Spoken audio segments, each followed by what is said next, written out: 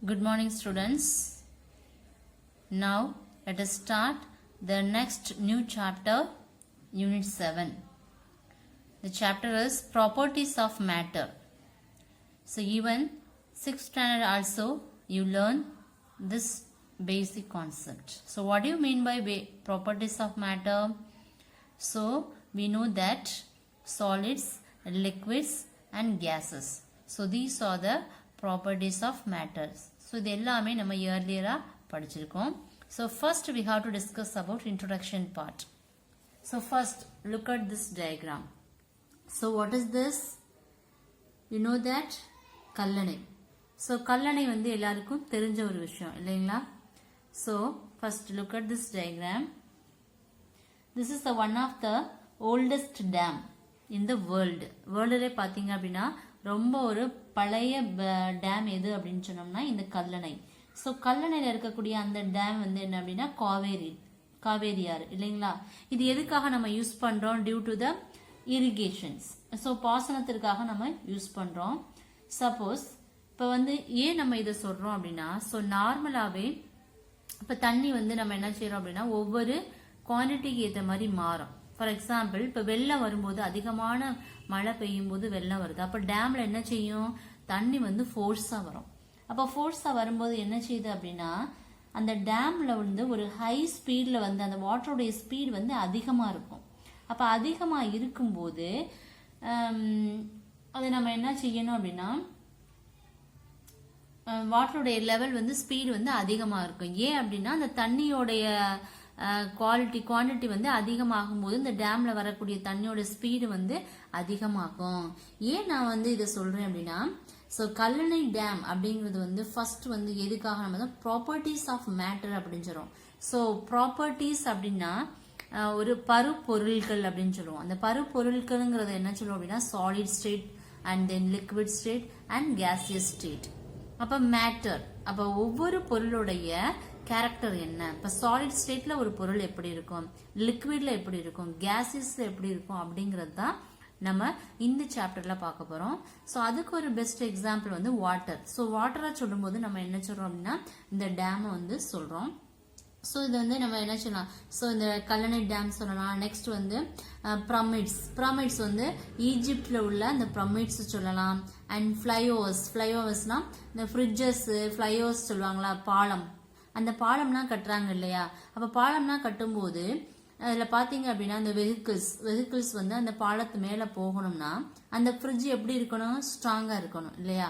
அப்ப அந்த வெஹிக்கிளுடைய அந்த மொத்த வெயிட்டையும் தாங்கக்கூடிய அளவுக்கு அந்த ஃப்ரிட்ஜ் இருந்தா தான் அதை நமக்கு வந்து என்ன செய்யும்? அந்த வெஹிக்கிளுக்கு வந்து யூஸ் ஆகும் இல்லைங்களா? அப்ப அப்படிப்பட்ட அந்த டேமை வந்து நம்ம என்ன பண்ணணும் அப்படின்னா ஒரு நல்ல ஒரு தரமான பொருட்களை வச்சு நம்ம என்ன பண்ணணும்? அதை பில்ட் பண்ணணும். கட்டும் போது அந்த பாலம் வந்து என்ன செய்யும்? வெஹிக்கிள்ஸும் வந்து ஈஸியா மூவ் ஆகுறதுக்கு யூஸ் ஆகும். ஸோ இப்போ இது எல்லாமே ஒரு பொருளுடைய ஒவ்வொரு பொருளும் எப்படிலாம் நமக்கு யூஸ் ஆகுது. இப்போ தண்ணி எடுத்துட்டோம் அப்படின்னா நம்ம டேமை பத்தி சொன்னோம் இல்லையா? அது மாதிரி சாலிடு சொல்லும் போது நிறைய பொருட்களை வச்சு நம்ம கட்டக்கூடிய இந்த பில்டிங்ஸ், அந்த ஃப்ரிட்ஜஸ், இதை நம்ம சொல்றோம். இது எல்லாமே எதுக்காக சொல்றோம் அப்படின்னா இது எல்லாமே எதை பேஸ் பண்ணி இருக்கு அப்படின்னா properties of matter. Can you understand? Yes, without effective design using suitable material, the fridges or flyovers will not damage. Can you understand? Yes. The next, அப்ப எந்த ஒரு எஃபெக்டிவான ஒரு பொருளை வச்சு நம்ம ஒரு பொருளை வந்து நம்ம கரெக்டா கொண்டு வரல அப்படின்னா அது என்ன செய்யும்? நமக்கு ஸ்டேபிளா இருக்காது.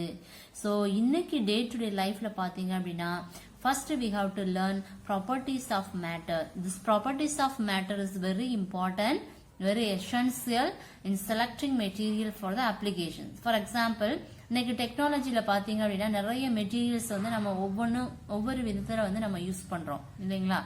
அப்ப ஒவ்வொரு மெட்டீரியலுக்கும் ஒரு குவாலிட்டி இருக்கு. இப்ப நார்மலா பாத்தீங்கன்னா ஒரு பென் எடுக்கிறோம், ஒரு பென்சில் எடுக்கிறோம், இதெல்லாம் வந்து ஒரு சின்ன பொருள் இல்லைங்களா? அப்ப இந்த ஒரு பென் எடுக்கும்போது இந்த பெண்ணை வந்து என்ன செய்வாங்க? நிறைய மெட்டீரியல்ஸ் என்ன செய்வாங்க? சேர்த்துதான் இந்த பெண்ணை வந்து கிரியேட் பண்ணுவாங்க. அப்போ ஒவ்வொரு பொருளுக்கும் ஒவ்வொரு குவாலிட்டிஸ் இருக்கு, ஒவ்வொரு பொருளுக்கும் ஒவ்வொரு கேரக்டர் இருக்கு. ஸோ இதுதான் நம்ம என்ன பண்ண போறோம் அப்படின்னா இந்த சாப்டர்ல நம்ம படிக்க போறோம். அதுல ஃபர்ஸ்ட் பாருங்க, first is the microscopic understanding of various states of matter. So first look at this diagram. Properties of matter. First we have to learn solids, liquids and gases. So first listen. In day-to-day life we breathe air. இல்லைங்களா? இப்போ நம்ம என்ன பண்றோம், நார்மலா சுவாசிக்கிறதுக்கு ஏர் வந்து ரொம்ப நமக்கு முக்கியம். அப்ப இன்னைக்கு உள்ள லைஃப் ஸ்டைலில் நம்ம பார்க்கும்போது நம்ம உயிர் வாழ்றதுக்கு வாட்டர் அவசியம், ஏர் அவசியம், ஃபுட் அவசியம். இதெல்லாம் நார்மலாக பேசிக்காக உள்ள திங்ஸ் இல்லைங்களா. இப்போ நம்ம பார்த்தோம் அப்படின்னா மைக்ரோஸ்கோபிக்னு சொல்லும்போது சின்ன சின்ன பொருள், மேக்ரோ அப்படின்னு சொல்லும்போது எலாபரேட். அப்போ மைக்ரோஸ்கோபிக் பொருள்னு சொல்லும்போது இப்போ சாலிட் எடுத்துக்கலாம், லிக்விட் எடுத்துக்கலாம், கேசஸ் இருக்கலாம். So everything is made up of atoms. Even any material is made up of atoms. So some materials exist in the three states. ஒரு சில மெட்டீரியலுக்கு ஒவ்வொரு குவாலிட்டி இருக்கும். இப்போ ஒரு சில பொருள், இப்போ வந்து கல் இருக்கு, இப்போ ஸ்டோன் இருக்கும்போது அதை நம்ம என்ன சொல்லுவோம், சாலிட் இல்லையா. அதை நம்ம லிக்விடா மாற்ற முடியுமா, அதை கேஸா மாற்ற முடியுமா, இல்லை. அப்போ அந்த ஸ்டோனுக்குன்னு ஒரு கேரக்டர் இருக்கு. இப்போ ஐஸ் கியூப் எடுத்து அதை என்ன செய்யலாம், அது சாலிடாகவும் இருக்கும். அப்போ ஐஸ் கொஞ்சம் நேரத்துக்கு அப்புறம் மெல்ட் ஆனதுக்கு அப்புறம் லிக்விட் ஸ்டேஜுக்கு மாறும். அதையே நம்ம பாயில் பண்ணும்போது என்ன செய்யுது, கேஸஸ் ஸ்டேஜுக்கு மாறுது. அப்போ அந்த ஐஸ் கியூபுக்குன்னு சொல்லும்போது 3 குவாலிட்டிஸ் இருக்கு. அப்போ solid to liquid, liquid to gases. இந்த மாதிரி ஒவ்வொரு பொருளுக்கும் ஒவ்வொரு விதமான குவாலிட்டிஸ் வந்து இருக்கு. Can you understand? So in the universe everything is made up of atoms. For example, இப்போ சாலிட் நம்ம ஐஸ் கியூப் சொன்னோம் இல்லையா. இப்போ ஐஸ் கியூப் ஐஸ்ன்னு எடுக்கும்போது அது solid state. At the same time அது லிக்விட் மாறும்போது எப்போ மாறும், மெல்ட் ஆனதுக்கு அப்புறம் லிக்விட் ஸ்டேட்டுக்கு மாறும். அப்போ செகண்ட் ஸ்டேஜ் மாறிடுச்சு. அப்போ வாட்டர் லெவலில் வந்து என்ன செய்யறோம், ஸ்டீம் கொதிக்க வைக்கும்போது கேஸஸா மாறிடுது. ஸோ இந்த ஐஸ் வாட்டரை வந்து என்ன செய்யறோம், ஸ்டீம் பண்ணும்போது அந்த வாட்டர் மாலிகுல்ஸ்லாம் என்ன செய்யுது, அந்த வாட்டர் மாலிகுல்ஸ்லாம் ஹீட் ஆக பபிள்ஸ் வரும்.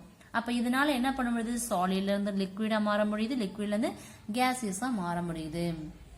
ஸோ நம்ம பிசிக்ஸ்ல பார்த்தோம் அப்படின்னா அந்த மைக்ரோஸ்கோபிக் லெவல்னு சொல்லும்போது ஒவ்வொரு ஆட்டம்ஸ் அண்ட் மாலிகுல்ஸோடைய சேஞ்சஸ் வச்சு தான் நம்ம ஒவ்வொரு ஸ்டேட்டை வந்து ஐடென்டிஃபை பண்ண முடியும். ஸோ அதில் ஃபர்ஸ்ட் ஸ்டேட் பாருங்க, solids, liquids and cases.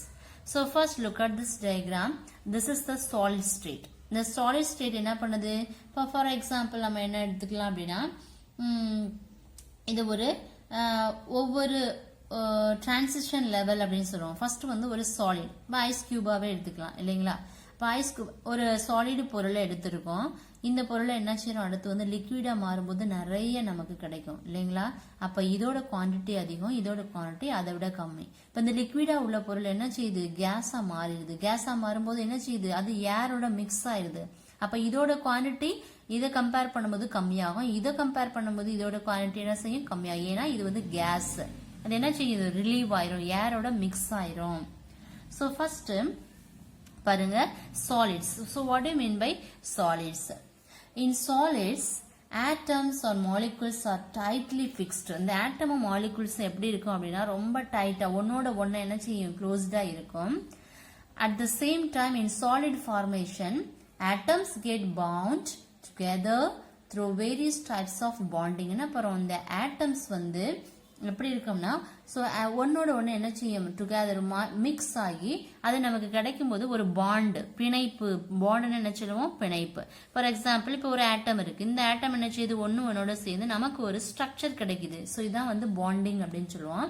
So due to this interactions அப்போ கண்டிப்பாக என்ன செய்யுது, இதுல வேரியஸ், அப்ப இந்த ஆட்டம்ஸ் அண்ட் மாலிகுல்ஸ் வந்து ஃபிக்ஸ் ஆகும்போது வேரியஸ் டைப்ஸ் ஆஃப் பாண்டிங் வந்து கிரியேட் ஆகுது. அதனால என்ன பண்ணுது, due to the interactions. So the interaction between atoms, ஒரு ஆட்டம்க்கு இன்னொரு ஆட்டம்க்கு இடையில என்ன செய்யுது, சம் இன்டராக்ஷன்ஸ் இருக்கு. So the particular interatomic distance, அப்போ ஒவ்வொரு ஆட்டம்ல இருந்து இன்னொரு ஆட்டம்க்கு என்ன செய்யணும், ஒரு லிட்டில் பிட் டிஸ்டன்ஸ் இருக்கும். the positions of the atoms in this bound condition is called the mean position சொல்லுவோம். அதாவது எல்லை பவுண்ட் கண்டிஷன் சொல்லும்போது, இப்போ ஒரு ஆட்டம் இருக்கு அப்படின்னா இந்த ஆட்டம் வந்து இப்போ இவ்வளவு ஃபேஸ்க்குள்ள என்ன பண்ணிருக்கு அப்படின்னா நமக்கு வந்து ஸ்ட்ரக்சர் கிடைச்சிருக்குன்னா இதுக்கு ஒரு ஸ்ட்ரக்சர்ல நமக்கு ஃபார்ம் ஆகுது அப்ப இந்த பவுண்டரி கண்டிஷன், இந்த பவுண்டரி கண்டிஷனுக்கு பேரு தான் mean position. Can you understand? So this is the solid state. Next we have to see liquid state. Liquid state means melting point. So when a solid is not given any external energy such as heat. So for example, இப்ப solid எடுத்திருக்கோம். அந்த solid என்ன செய்யணும்? Solid is not a given any external energy. என்ன பண்ணாது? அதுக்குன்னு ஒரு external energy என்ன செய்யறோம்? ஒரு solid is not a given any external energy. அதுக்குன்னு ஒரு external energy கிடையாது. நம்ம என்ன பண்றோம்? அந்த solid particle எடுத்து heat பண்றோம். It will remains as a solid due to the bonding. திருப்பி என்ன பண்ணுது? இந்த atoms வந்து லிக்விடா மாறும்போது ஒரு ஸ்ட்ரக்சர் நமக்கு கிரியேட் ஆகும். அந்த ஸ்ட்ரக்சருக்கு பேரு தான் வந்து என்ன அப்படின்னா அந்த பாண்டிங் அப்படின்னு சொல்லுவோம். ஸோ அந்த மெட்டீரியல் நம்ம எடுக்கக்கூடிய அந்த ஆப்ஜெக்ட் என்ன செய்யறோம்? ஹீட் பண்ணும்போது atoms of the solid receive, நம்ம இந்த சாலிட் பார்ட்டிகல் என்ன செய்யுது? அதுல உள்ள எனர்ஜி எல்லாமே ரிசீவ் பண்ணுது. So solid receive thermal energy. அப்ப அதுல இருந்து ஹீட் இல்லையா? ஹீட்ல இருந்து என்ன எனர்ஜி கிடைக்கும்? Thermal energy. அப்ப சாலிட் பார்ட்டிகல் என்ன செய்யுது? இந்த எனர்ஜி வந்து அப்சர்வ் பண்ணுது. அப்ப அப்சர்வ் பண்ணும்போது இந்த ஹீட் எனர்ஜி என்ன செய்யுது அப்படின்னா will break the bonding between atoms. என்ன செய்யுது? அந்த ஹீட் எனர்ஜினால அந்த ஆட்டம்ஸ்க்கு இடையில வந்து என்ன செய்யுது அப்படின்னா பிரேக் பண்ணுது. பிரேக் ஆகும்போது அந்த ஆட்டம்ஸ் வந்து என்ன செய்யுது அப்படின்னா ரிசீவ், அதுக்கு தேவையான எனர்ஜி அதுவே என்ன செய்யுது? சேகரிக்குது. அப்ப receive enough energy and around the structure. அப்போ இந்த ஆட்டம்ஸ்க்கு இடையில ஒரு இன்டர் மாலிகுலர் ஃபோர்ஸஸ் வந்து இருக்கு. ஸோ அப்போ இந்த சாலிடுங்கிறது ஒரு தெர்மல் எனர்ஜியை ரிசீவ் பண்ணுது. ரிசீவ் பண்றதோட விடாம என்ன பண்ணுது? திருப்பி அது வைப்ரேட் ஆகும்போது ஒரு ஸ்ட்ரக்சர் பாண்டிங் கிடைக்கும். அந்த ஸ்ட்ரக்சர் பாண்டிங்க்கு பேர் தான் மீன் பொசிஷன்ஸ். இன் சாலிட் ஸ்டேட்ல பார்த்தோம்னா அந்த பவுண்ட் கண்டிஷன்ஸ்க்கு பேர் தான் மீன் கண்டிஷன்ஸ். அதே சேம் கான்செப்ட் தான் இங்கே நமக்கு யூஸ் ஆகும். So inter molecular forces very important. அந்த intermolecular the molecules will have enough energy. ஒவ்வொரு மாலிகுல்ஸ்க்கு வந்து தேவையான எனர்ஜி கிடைச்சிச்சு அப்படின்னா அது என்ன செய்யும்? திருப்பி அதோடைய லெவலுக்கு ஏற்ற மாதிரி ஃப்ரீயா மூவ் ஆகும். மூவ் ஆகும்போது ஒரு ஸ்ட்ரக்சரை நமக்கு கிரியேட் ஆகும். அந்த ஸ்ட்ரக்சருக்கு பேரு தான் பவுண்டரி கண்டிஷன், பவுண்ட் கண்டிஷன். அந்த பவுண்ட் கண்டிஷன்ஸ்க்கு பேர் தான் mean position. Can you understand? Yes. The next gaseous state. Gaseous ஸ்டேட்னா நம்மளுடைய இந்த சாலிட் ஸ்டேட் வந்து பாயில் பண்றோம். பாயில் பண்ணும்போது கிடைக்கக்கூடியதான் கேசியஸ் ஸ்டேட். ஸோ பாருங்க, இந்த லிக்விட் இஸ் ஹீட்டட். நம்ம லிக்விட் பொருள் என்ன செய்யணும்? ஹீட் பண்றோம். அப்ப அதனுடைய லெவல் வந்து கான்ஸ்டன்ட் ப்ரெஷரா இருக்கும். அதோடைய லெவல் எப்படி இருக்கும்? ஒரு கான்ஸ்டன்ட் ப்ரெஷர் இருக்கும். இப்போ பாயிலிங் பாயிண்ட் என்ன செய்யும்னா பாயில் ஆக ஆக அது கேஸ் ஸ்டேட்டுக்கு மாறிடும். அப்ப டெம்பரேச்சர், அதோடைய டெம்பரேச்சர் வந்து கான்ஸ்டன்ட் டெம்பரேச்சர் ஆகும். பாயிலிங் பாயிண்ட் வந்து என்ன செய்யும்? வேரி ஆகும். It will convert to a gas. என்ன பண்ணுது? ஒரு கேஸா கன்வெர்ட் ஆகுது. So liquid changing to the gas, that is called evaporation. இப்போ எவாபரேஷன்ங்கிறது the process of the liquid changing to the gas is called the evaporation. Liquid ஸ்டேட்ல இருந்து கேஸா மாறுச்சுன்னா அந்த ப்ராசஸ்க்கு பேர் தான் எவாபரேஷன். ஸோ இந்த கேஸ் மாலிகுல்ஸ் வந்து எப்படி இருக்காம்? ரொம்ப இப்ப இதுலன்னா அந்த சாலிட் லிக்விட்ல கிடைக்கிற மாதிரி என்ன செய்யாது? ஒரு பவுண்டரி லெவல்ல வந்து ஸ்ட்ராங்கா இருக்கும் அதெல்லாம். ஆனா கேஸ் பார்ட்டிகல் பாத்தீங்கன்னா ரொம்ப வீக்கான பாண்ட்ஸ் இருக்கும். ஏன்னா இது கேசியஸ் பார்ட்டிகல், அது ஏரோட மிக்ஸ் ஆகும்போது அதுக்குன்னு ஒரு ஸ்ட்ரக்சர் நமக்கு கிடையாது. அதனால என்ன செய்யும்? இது ஒரு வீக் பாண்ட்ஸ் அப்படின்னு சொல்றோம். அண்ட் நோ பாண்ட்ஸ், அதுல எந்த ஒரு பாண்டுமே கிரியேட் ஆகாது. பாண்டுங்கிறது பிணைப்பு. அப்ப ஒன்னோட மிக்ஸ் ஆகி ஒரு ஸ்ட்ரக்சரா ஃபார்ம் ஆகாது. அதனால என்ன செய்யும்? இது கேசியஸ் பார்ட்டிகல்ஸ்னால it can move freely and quickly. ஈஸியா என்ன செய்யும்? ஃப்ரீயா மூவ் ஆயிரும் அண்ட் வேகமா அதனுடைய ப்ராசஸ பண்ணும். இந்த மாதிரி solid to liquid, liquid to கேசியஸா என்ன செய்யுது? ஒரு ஸ்டேஜை கடந்து அது போறதுனால அதான் என்ன சொல்றோம் அப்படின்னா வேரியேஷன் இன் எக்ஸ்டர்னல் எனர்ஜி அப்படின்னு சொல்றோம். இதுல பாத்தீங்க அப்படின்னா இந்த வால்யூம் 1லே படிச்சிருப்பீங்க.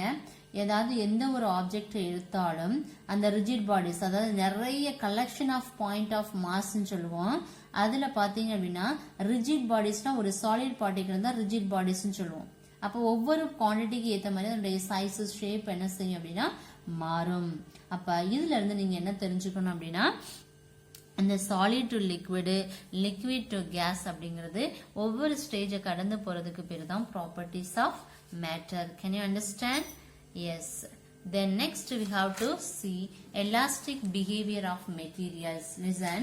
எலாஸ்டிக்னா நம்ம என்ன சொல்லுவோம் அப்படின்னா இழு விசை அப்படின்னு சொல்லுவோம். ஃபார் எக்ஸாம்பிள் ஒரு ரப்பர் பேண்ட் எடுக்கலாம். ரப்பர் பேண்ட்னு சொல்லும்போது இதுக்கு கண்டிப்பா என்ன இருக்கு, ஒரு இழு விசை, எலாஸ்டிக் பவர் இருக்கு இல்லையா. ஸோ ஃபர்ஸ்ட் பாருங்க, இன் சாலிட் நம்ம ஃபர்ஸ்ட் எலாஸ்டிக் ஒரு சாலிட் ரப்பர் பேண்ட் ஞாபகம் வச்சுக்கோங்க.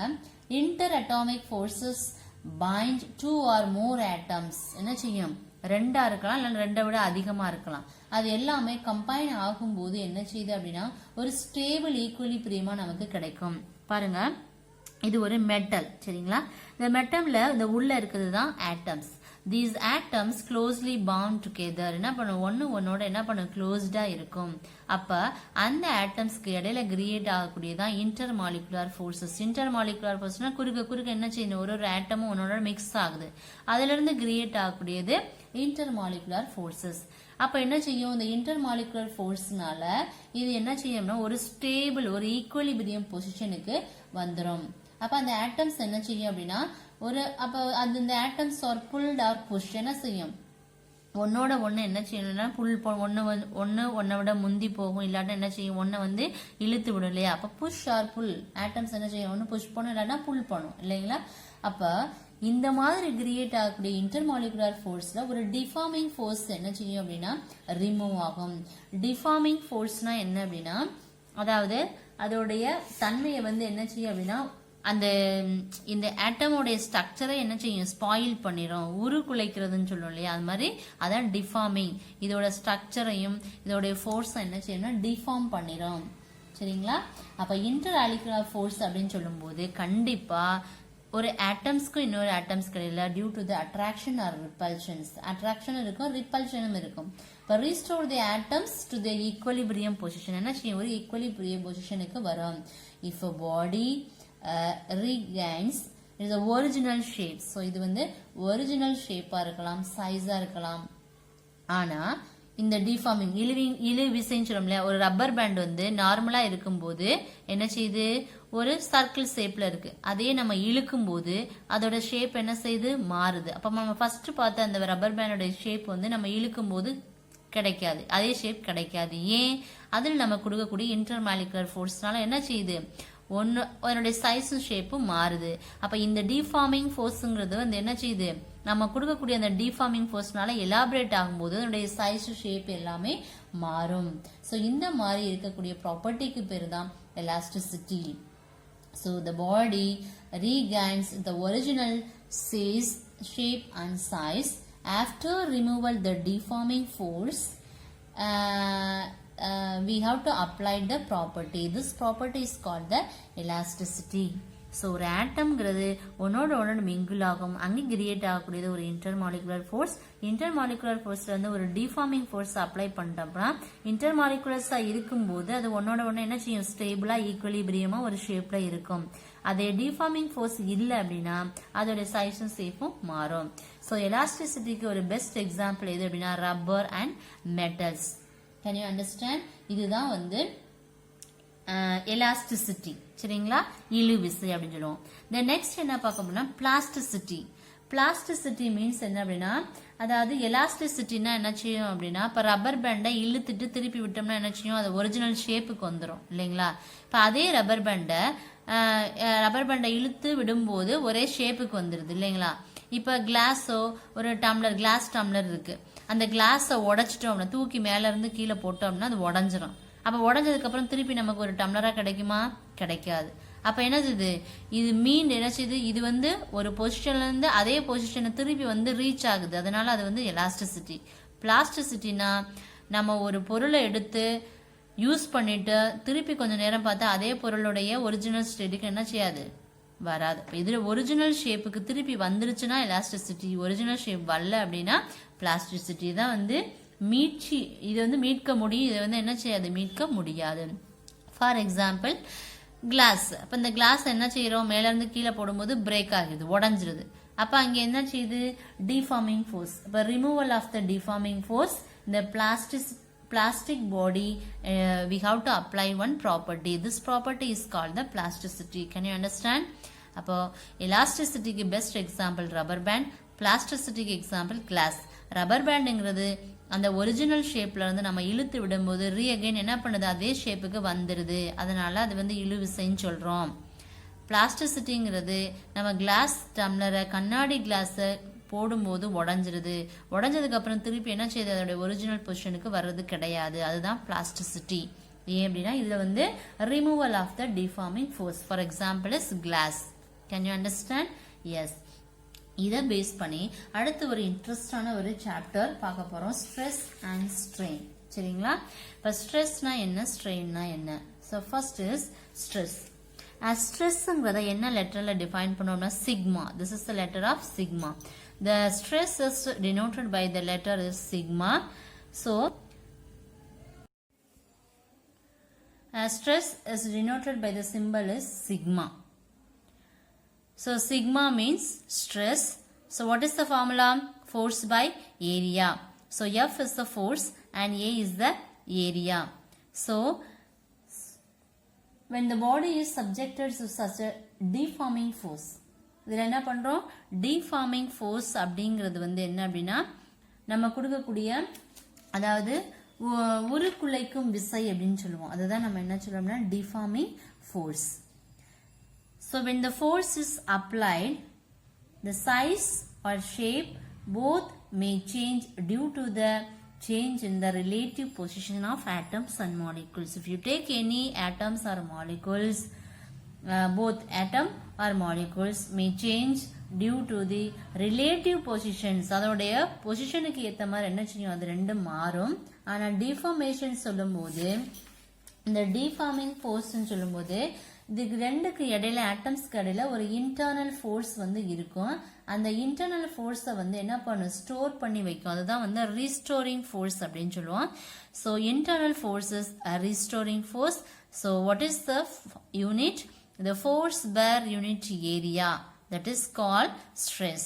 So what is the unit? Newton meter minus 2, and other unit is Pascal. Pascal is denoted by the letter is P and A. And the dimensional formula for the stress is ml minus 1t minus 2. So this is the stress. சரிங்களா? So strain அப்படிங்கிறது அழுத்தம், stress அப்படிங்கிறது நம்ம கொடுக்கக்கூடிய pressure இல்லைங்களா? So அதுதான் என்ன அப்படின்னா ஸ்ட்ரெஸ். ஸோ ஸ்ட்ரெஸ் அப்படின்னு சொல்லும்போது ஸ்ட்ரெஸ்ஸுக்கு இன்னொரு பேர் என்ன சொல்லுவோம் அப்படின்னா டென்சார் அப்படின்னு சொல்லுவோம். அதாவது டென்சார்னு சொன்னாவே டென்சிட்டி, அதனுடைய அடர்த்தி, அதனுடைய ப்ரெஷர், அதை தான் என்ன சொல்லுவோம் அப்படின்னா tensor. So the stress is denoted by the letter is sigma. And formula is force by area. We have to apply one internal force. This force is a restoring force. And what do you mean by stress? The force per unit area, that is called stress. The unit of the stress is Newton meter minus 2 and other unit is Pascal. And the dimensional formula for the stress is ml minus 1 and t minus 2, and the stress is also called the tensor. Can you understand? Next இந்த ஸ்ட்ரெஸ்ல வந்து பார்த்தோம் அப்படின்னா 4 types of stress இருக்கு. The first type is longitudinal stress, and second stress is tensile stress, and third one is the compressive stress, and fourth one is the volume stress. So first we have to discuss about longitudinal stress. So longitudinal அப்படின்னு சொல்லும்போது longitudinal stress or the shearing stress. Shearing அப்படின்னு சொல்லும்போது சர்க்கிளா இருக்கு அப்படின்னு சொல்லுவோம்ல, சர்க்கிளான பகுதியை தான் shearing. லாங்கிடியூனல்ங்கிறது எப்படி இருக்கும் அப்படின்னா இந்த நீல வாக்குல இருக்கக்கூடியது தான் என்ன சொல்லுவோம் அப்படின்னா லாங்கிடியூனல், குறுக்க இல்லைங்களா? அப்ப first we have to learn longitudinal stress. The longitudinal stressங்கிறது is denoted by the letter is sigma. So first we have to apply the normal force. So normal force is denoted by the symbol is sigma n. And another force we have to apply, another surface is tangential surface, that is denoted by the letter is sigma t. So first surface is normal surface, second was the tangential to the surface. So sigma n is the normal surface and sigma t is the tangential surface. And first we learn normal stress or the longitudinal stress. இப்போ normal ஸ்ட்ரெஸ்லோட area calculate பண்ணா we have to use this formula sigma n is equal to Fn by del A. And tangential stress we have to calculate this by using this formula. Sigma T is equal to Ft by del A. So del A is the cross-sectional area of the body. F is the internal forces, and Fn is the normal to the force, and Ft is the tangential force. Can you understand? Yes. First, look at this diagram. This is the longitudinal stress. Longitudinal stress la parunga, the force oda direction equal and opposite இல்லைங்களா? இந்த del Aங்கிறது அதோட area, cross sectional area. அப்ப இந்த force ஓட directions வந்து எல்லாமே ஈக்குவலா இருக்கா? இல்ல. இது ஒரு directionல, இது ஒரு directionல இருக்கும். அப்ப இதுல வந்து ரெண்டு type of the components இருக்கு. The first component is Ft and second component is Fn. So Fn is the normal to this normal force and Ft is the tangential force. Can you understand? Yes. So this is the longitudinal stress. Sigma n is the longitudinal. Sigma n is denoted by longitudinal stress. Next we have to see tensile stress அப்படினு சொல்லும்போது இழு விசை, that is called இழு விசை. But first look at this diagram. Force we have to apply. This is the top surface, this is the bottom surface. We have to apply the forces. The first force is due to this direction, and second force we have to apply this direction. So this is the equal and opposite forces. So these internal forces on two sides, that mean push or pull. Up this we have to apply these two force. இதுதான் என்ன அப்படின்னா del A, cross sectional அப்படின்னு சொல்லுவோம். So we have to apply the equal and opposite forces. So this is called the longitudinal stress. So we have to apply the longitudinal stress. அப்ப இதோட direction இதோட surfaceக்கு ஏத்த மாதிரி நம்ம கொடுக்கக்கூடிய stress எப்படி இருக்கும்? Longitudinal stress. The longitudinal stress is also called the tensile stress. Can you understand? Yes. Next we have to see compressive stress. Compressive means அழுத்தம், அமுக்கம், compress அப்படின்னு சொல்றோம் இல்லையா? So compressive stress means as usual we have to take one this is the longitudinal. So we have to apply the two types of the force. So equal and opposite force. And this is the area of the cross section. Del Aங்கிறது தான் compression. அப்ப இங்கேயும் ஒரு force கொடுக்கிறோம், இங்கேயும் force கொடுக்கிறோம். ரெண்டுமே equal direction இருக்கு. அப்ப ரெண்டுமே சேர்த்து எங்க force அதிகமா இருக்கும்? இந்த middle pointல தான் அதிகமா இருக்கும். இதுதான் area of the cross section. So del A is the compression. So this is the longitudinal stress. This longitudinal stress is also called the compressive stress. Can you understand? Yes. And next, volume stress. Volume stress means we have to apply volume na அதனுடைய area பொறுத்து பருமன் அப்படினு சொல்லுவோம் இல்லையா? So we have to use this formula. F is equal to P into del A. P is the force and del A is the area. And F is the perpendicular to the area. So we have to use this formula. F is the perpendicular to the area and del sigma V is the volume stress. So we have to use this formula. எதுக்கு volume stressக்கு எந்த formula use பண்ணோம்னா del V is equal to F by A. So F is the force, A is the area. Can you understand? Yes. So first, in elastic behavior of materials, first we have to see elasticity. Then second one is the plasticity. This is the important 2-mark question. Then we have to discuss about stress. So define stress கேட்டாங்கன்னா 2 marksல definition with the unit and quantity.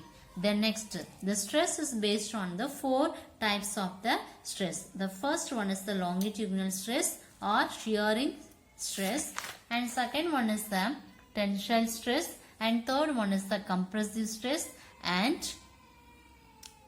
fourth one is the volume stress. Dear students, today class is over. Don't waste your time. Please utilize these terms. So remaining portion we will see next class. Thank you students. Thank you.